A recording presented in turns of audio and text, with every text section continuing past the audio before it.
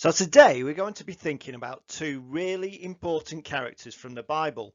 Both of them appear in the New Testament, and we're going to be thinking about St. Peter and St. Paul. You can see the statues here that you could find somewhere around. Now, I don't know if anybody knows where this is. Any ideas what this place is called? It's a really important church. It's in Italy. It's the home of the Catholic Church. You see, that's St. Peter's in Rome. That's where the Vatican is. That's where the Pope lives. So really important church, St. Peter's in Rome. And then there's another important church. This is an important church in London. Any ideas what this one's called? Well, if the first one was called St. Peter's, I'm guessing you know this one is St. Paul's Cathedral in London. But there are actually lots of churches named after St. Peter and St. Paul. Here are two here in Nottingham. St. Peter's there with the spire, that's near Marks and Spencer's and McDonald's in the centre of Nottingham. And then the other church, St. Paul's, is in Carlton across Nottingham. So lots of churches named after St. Peter and St. Paul, and that's because both of them are really important characters. Now, St. Peter was originally a fisherman. That's where Jesus met him. He was out fishing, and when he met Jesus, Jesus asked him to follow me, and Peter left his nets behind and followed Jesus, and so he became one of the disciples. Now, out of all the 12 disciples, Peter is the one who appears in the Bible more than any of the others.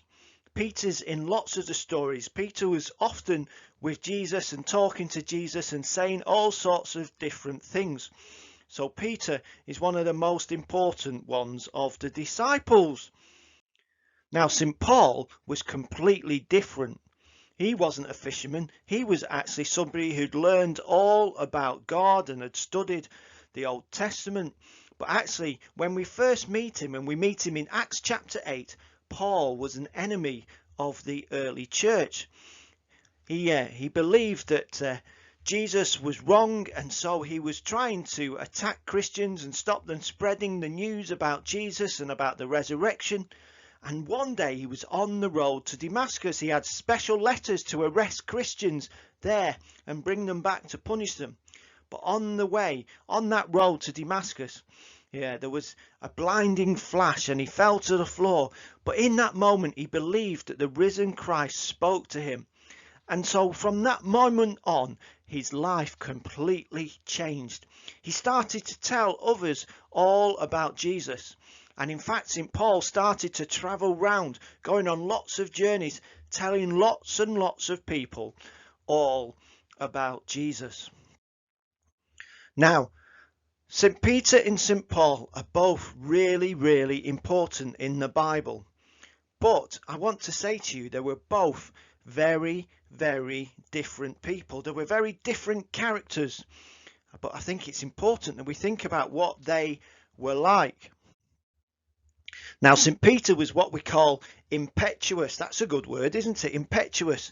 What that means is he would jump in and just get on with things, and he'd then think about them later on. He wouldn't think things through first off. He'd just get involved. He'd just jump in. And if there were consequences, he'd think about it later.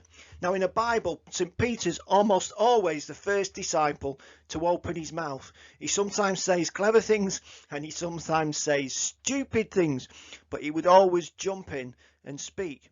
And this picture is based on one of a Bible story where Jesus, the disciples saw Jesus walking on the lake in the midst of a storm.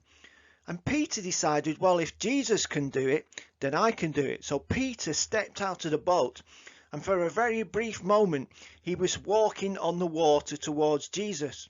But you see, then he got frightened, and when he got frightened, he took his eyes off Jesus, and he started to sink. But you see, being somebody who jumped in and just got on with things, it made life very exciting, but sometimes it also made things very scary. Now, St. Paul was different. You see, he was a deep thinker. And in the Bible, he's one of the authors of some of the books in the Bible. He wrote letters to the churches telling them all about Jesus, telling them all about how they should live their lives. And so St. Paul, not only is important because he went around telling others, but it's important in the Bible as well because of the teaching that he shares with us that we can look at and think about today. So Peter jumped in. Paul was more of a deep thinker who thought things through first. Now I guess the question is, which one are you? Are you the sort of person who jumps in and just gets on with things and doesn't really think about the consequences, just gets on with it? Or are you somebody who takes a step back, thinks about things before you jump in and before where you take time to work things out, to think things through? Now I'm going to show you a little video now of people who probably should have thought things through a little more than they did. Trampolines. Bounce on them or wear them as trousers.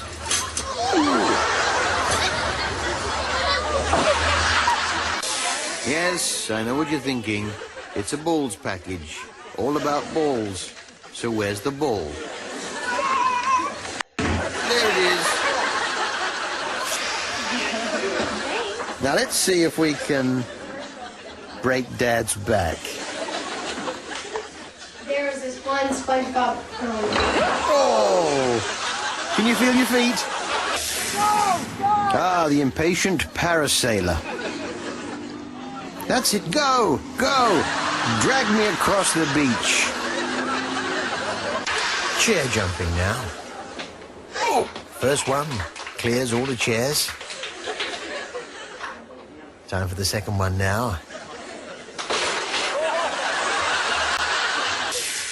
Which is heavier, a balloon full of air or a sofa? Does that answer your question? Playgrounds. Yeah, it's a slide, mate. There's a clue in the name. Sure you're supervised by a responsible adult. Whee! Unfortunately, don't get hit by the swing. To fall onto. In my day, it was tarmac.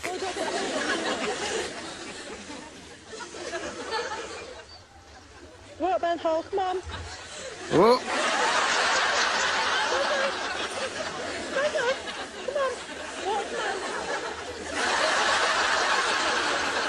Two of a penny farthing race. The main problem with these, of course, whole garden, wooden fence.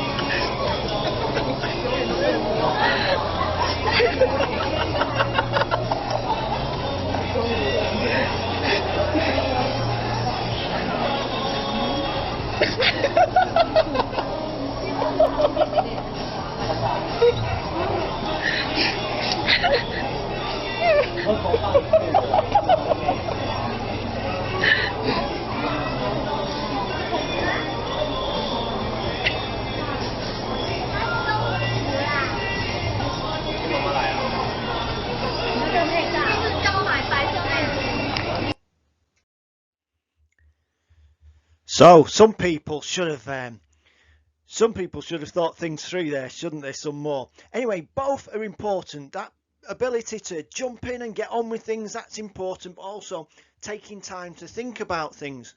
You see, if you're the sorts of person who jumps in, it does mean that you're always getting involved in things, that you don't just sit on the sidelines, and that's a good thing, that you get your hands dirty, really. Of course, if you jump in and don't think things through, sometimes that can mean that you might make poor decisions as well. On the other hand, if you're the sort of person that likes to take a step back and think about things, that often means that you can find the best way to do something. But it can also mean that you've taken a step back and you miss an opportunity to help somebody or to get involved. So both are important, that willingness to jump in, but also that desire to think things through. Now, we're going to play a game where we do both now, where you have to do some running on the spot, but also answer some quiz questions as we go.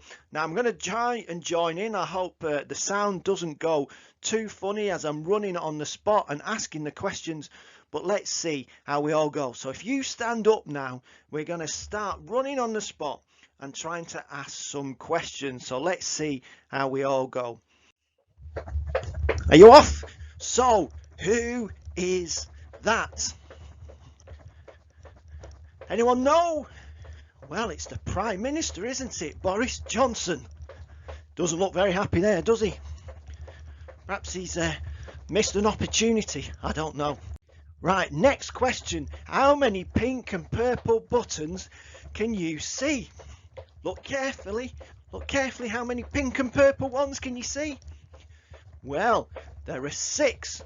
There's another pink one under the purple one on the right hand side.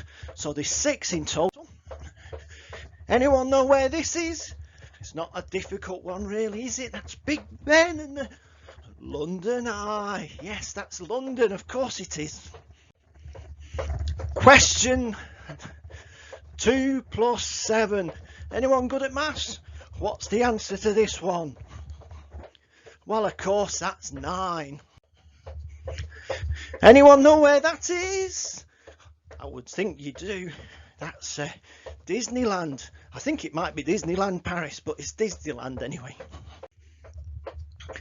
Any ideas what this makes?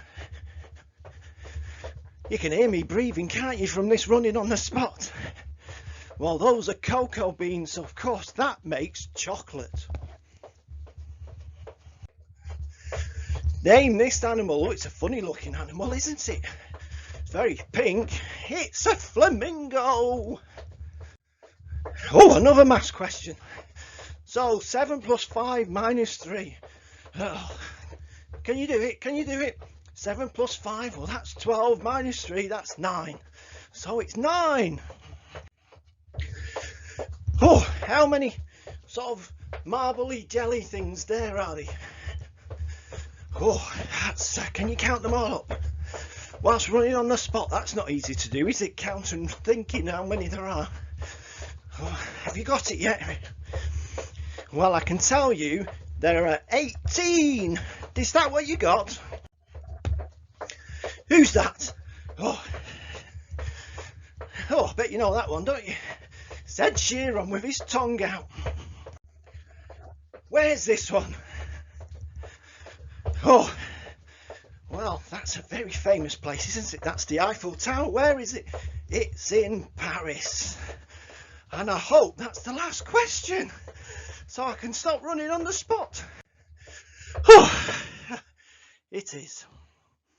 Now, Jesus did both. He would often just get involved, but he'd also spend time thinking about God and spending time in prayer. Jesus was somebody who would always respond immediately to people in need, but he was also took time out to think things through, and so that's really important for us. Now, for St. Peter and St. Paul, they both made a huge difference as well in their lives. Although they were very different, you see, what they did was they focused on the things which mattered. You can tell I've been running on the spot, can't you? They focused on those things which mattered. They both focused on helping others. They both focused on sharing the love of Jesus. So it didn't matter that their characters were different, because they both got involved and they both really made a difference by helping other people. And that's what we should be like as well. Just thinking things through or jumping right in. It doesn't matter at all. As long as we're focused on helping other people, then our life can really make a difference as well. I hope you've had lots of fun today, and I'll see you again soon. Bye!